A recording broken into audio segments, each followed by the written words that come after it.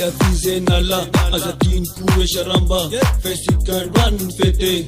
Jusqu'à l'Obun Mete, Ishkinum Prapadalua, Kaltergala, Fisiki Shuchi Revisha Dibala, Etanura Mila Feti, Ando Fasishim Bedi, Dinde Shwa Benama, Fa Yusmes Mafana, DJ Eva Pare, la musica Tov Mare, Kanzara no Eshisha, Epista Disponibla, Yunta Fenui.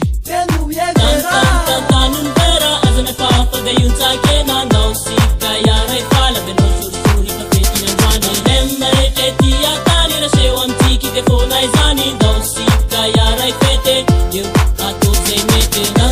tantanun vera azame papa de yunta kena no sika yara ifala de no shuri pa peti na zani lemare teti atani na shewam tiki de fona izani no sika yara ifete you ato se mete.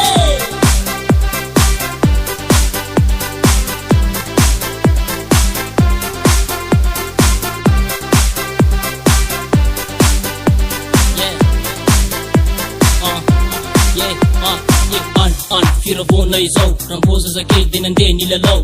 fa mizaotsy amijany sana satria efa lasa ny fahazazana leo raisina ny vera trina baderozy fandona-mbera de atao trinitrinina de mireva pilamina ya sisy migafo fa miara mifaly tsisy korota fa diziny baly raha misy migreo avona sécurité ibeny azo endana mandeha ya da mety evakosha zala rehefa dozidozy da magnato pista agnaboky netaleta da io gny viavy da samia amy fesa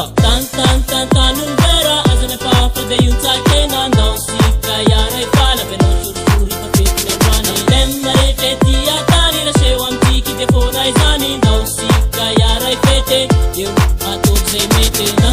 tantanun vera azana papa de yuntakena no sika yara ifala be no shuri pa peti na zani lemare teti atani na shewa mtiki de fona izani no sika yara ifete you ato se mete.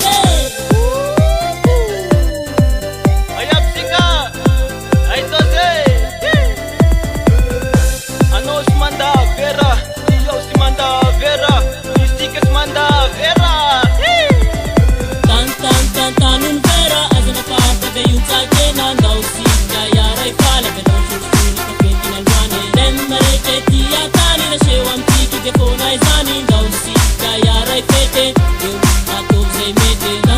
tantanun vera azana papa de yuntakena no sika yara ifala be no shuri pa peti na zani lemare teti atani na shewa mtiki de fona izani no sika yara ifete you